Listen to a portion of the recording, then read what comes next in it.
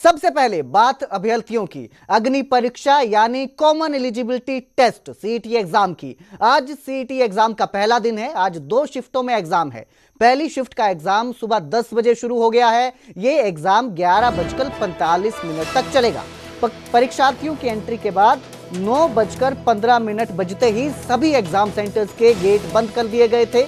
Exam में नकल रोकने के लिए जूते उतरवाकर चेकिंग की गई। कड़ी सुरक्षा का इंतजाम किया गया है। रेवाड़ी, जींद समेत कई जिलों में एग्जाम सेंटर के बाहर महिलाएं चूड़ियां, पायल, घड़ी और धागे उतारती दिखी।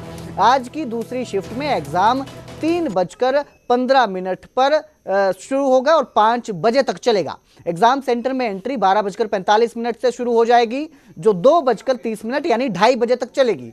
दूसरी शिफ्ट के परीक्षार्थी घर से सेंटरों के लिए रवाना हो गए हैं। ग्रुप सी की सरकारी नौकरी के लिए यह एग्जाम 3 साल बाद दूसरी बार हो रहा है। इससे पहले 2022 में ग्रुप सी और डी की नौकरी के लिए सीईटी का एग्जाम करवाया गया था और अब यह दूसरी बार एग्जाम करवाया जा रहा है, जिसको लेकर अभ्यर्थी बड़ी संख्या में सेंटरों पर पहुंचे हैं। पहले शिफ्ट का एग्जाम शुरू हो गया है, जबकि अब जो अभ्यर्थी हैं दूसरी शिफ्ट के एग्जाम के लिए भी पहुंचना शुरू हो चुके हैं। 9:15 पर सभी गेट बंद कर दिए गए थे सेंटर से। इसी तरह अभ्यर्थी एग्जाम में कोई चीटिंग ना कर सके, इसको लेकर भी उनकी चेकिंग की गई है। जूते उतरवाए गए हैं। वहीं एग्जाम सेंटर्स में घड़ी, पायल, धागे जो पहने हैं वो भी निकाले गए हैं, ताकि किसी भी तरह की चीटिंग की कोई संभावना ना रहे।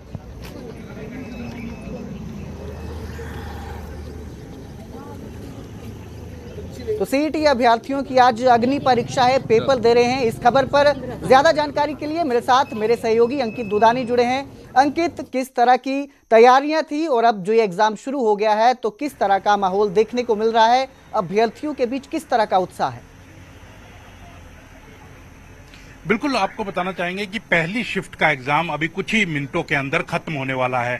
10 बजे ये एग्जाम शुरू हुआ था और 11:45 पर ये खत्म होना है। 1 घंटा 45 मिनट का ये एग्जाम था और हम चंडीगढ़ के सेक्टर 10 स्थित स्कूल के अंदर मौजूद हैं और अंदर सुरक्षा के भी पूरे पुख्ता इंतजाम किए गए हैं। और आपको दिखाना चाहूंगा कि ये जो एग्जाम है, सीईटी का एग्जाम है, वो 4 शिफ्टों के अंदर हो रहा है। एक शिफ्ट का एग्जाम अभी खत्म हो जाएगा, उसके बाद 12:30 बजे से दूसरी शिफ्ट की जो एंट्री है वो यहां होनी शुरू होगी। आप देख सकते हैं कि दूसरी शिफ्ट के लिए भी जो अभ्यर्थी हैं वो यहां पहुंच चुके हैं और पहुंचने के बाद वो दूसरी शिफ्ट के अंदर एग्जाम देते हुए नजर आएंगे। और तीसरी शिफ्ट और चौथी शिफ्ट वो कल एग्जाम होना है, संडे को वो एग्जाम होना है। तो कहीं ना कहीं अभ्यर्थी जो है वो काफी संख्या के अंदर, पूरे प्रदेश की अगर बात की जाए तो 13.5 लाख जो अभ्यर्थी हैं वो एग्जाम दे रहे हैं। और इंतजामात की बात की जाए तो हरियाणा सरकार की ओर से भी पुख्ता इंतजामात किए गए हैं। बच्चों के आने जाने के लिए, जो भी एग्जाम दे रहे हैं उनके आने जाने के लिए पूरी व्यवस्था जो है सरकार के द्वारा की गई है। बसों की व्यवस्था की गई है। सामाजिक संस्थाएं जो हैं उनके द्वारा खाने पीने की व्यवस्थाएं की गई है, अपने अपने स्तर के ऊपर की गई है। वहीं भारतीय जनता पार्टी ने भी पानी की छबीलें लगाई है, उनके कार्यकर्ताओं ने पानी की छबीलें लगाई है। तो ऐसे कहीं ना कहीं, क्योंकि पूरे प्रदेश में ये एग्जाम हो रहा है और खुद जो चेयरमैन है वो भी जो परीक्षा सेंटर हैं उनका दौरा कर रहे हैं, जाकर के देख रहे हैं। और कहीं ना कहीं कड़ाई भी बरती जा रही है, किसी भी प्रकार की कोई नकल ना हो, कोई किसी भी प्रकार का कोई व्यवधान ना आए, उसके लिए भी जो आयोग है उसने पूरी व्यवस्था कर रखी है। हम कुछ अभ्यर्थियों से बात करते हैं। कहाँ से आए हैं आप? सर यमुनानगर से आए हैं। यमुनानगर से आए हैं? हाँ जी, हाँ। बस से आए हैं? हाँ जी, बस से आए तो हैं। बस हरियाणा सरकार की मिली थी? हाँ जी, हरियाणा सरकार की बसेज हैं। फर्स्ट शिफ्ट के लिए है, सेकंड शिफ्ट के लिए भी बसेज लगी हुई हैं। बहुत अच्छी सुविधा दे रखी है गवर्नमेंट ने।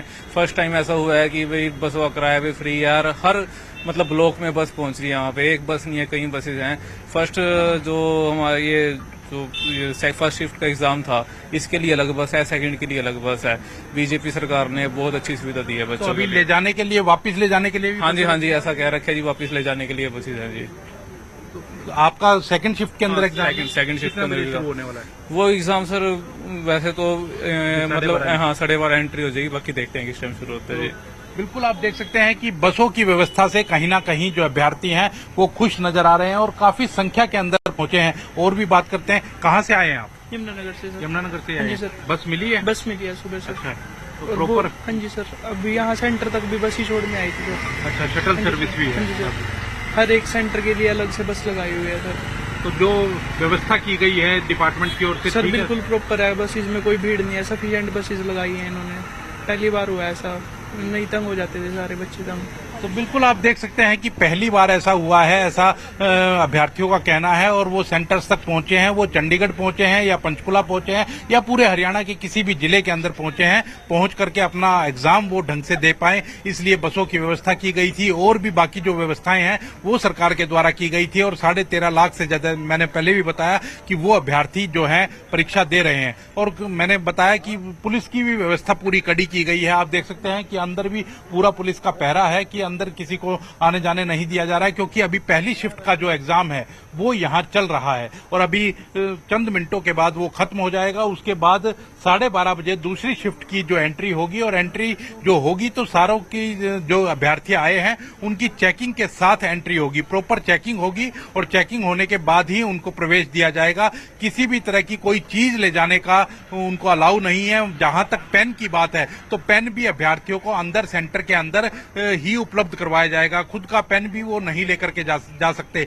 जहां तक महिलाओं की बात है तो केवल मंगलसूत्र के अलावा और कोई भी चीज वो पहन करके नहीं जा सकती हैं, तो वो चीजें बाहर ही उतरवा ली जाती हैं। हालांकि पहले ही महिलाओं को या जेंट्स को सब कुछ बता दिया गया था कि कुछ भी वो पहन करके ना आए, कोई भी हाथ में चीज लेकर के ना आए, क्योंकि एग्जाम है और एग्जाम में बाहर रखकर ही ये चीजें आए। तो कहीं ना कहीं इसको लेकर के व्यवस्था पूरी की गई है। और अब कुछ ही मिनटों के अंदर ये जब एग्जाम खत्म होगा और दूसरी शिफ्ट का एग्जाम शुरू होने वाला है।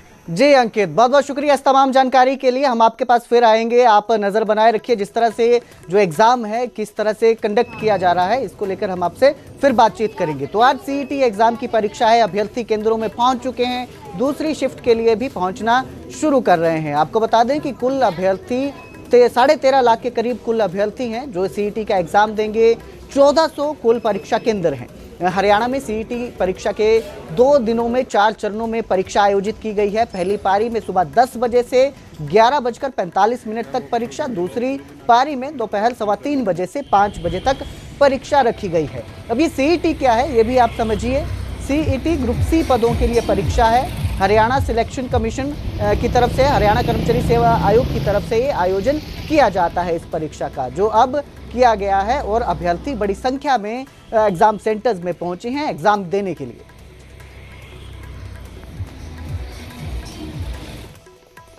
तो वहीं हाई कोर्ट से सीईटी याचिकाकर्ताओं को बड़ी राहत मिली है। 162 छात्रों को 27 जुलाई को पेपर देने की अनुमति दी गई है। दरअसल इन अभ्यर्थियों को एडमिट कार्ड नहीं मिला था, फीस ना भरने की वजह से एडमिट कार्ड नहीं बना था, जिसके बाद अब हाई कोर्ट ने इन्हें अनुमति दी है कि ये 27 जुलाई को एग्जाम दे सकते हैं। अब बिना एडमिट कार्ड के ये छात्र एग्जाम दे पाएंगे।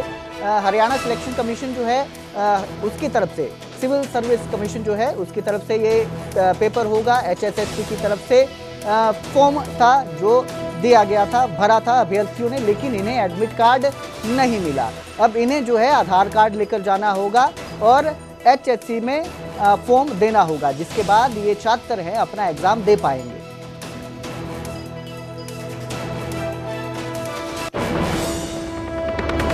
एक क्लियर तौर पे अपने रिप्लाई के अंदर कहा था कि हम इन लोगों को कंसीडर इसलिए नहीं करते कि इन्होंने अपना जो है पूरा प्रोसेस नहीं किया, एक्नॉलेजमेंट फॉर्म्स को इन्होंने अपलोड नहीं किया एज पर प्रोसेस, इनके हिसाब से वो मैंडेटरी।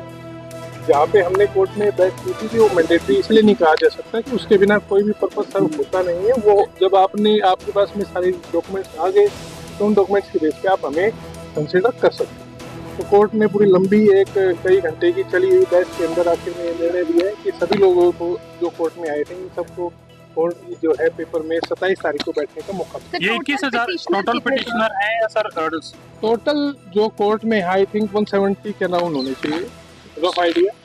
ठीक है, वैसे जो अफेक्टेड लोग हैं, जो लोग हैं 21,800 है। तो ये राहत 21,800 को मिली? नहीं, 21,800 को इसलिए नहीं कि कोर्ट ने इतनी टिप्पणी करने से इसलिए मना कर दिया माननीय कोर्ट ने कि उनके पास में इन सभी लोगों के तथ्य नहीं थे। तो कोर्ट ने कहा कि जो तथ्य मेरे सामने है, जिनको मैं देख सकता हूँ, जिनको आपने रिप्लाई में एफिडेविट में बताया है, मैं उससे बाहर अपने आप को नहीं देख सकता हूँ।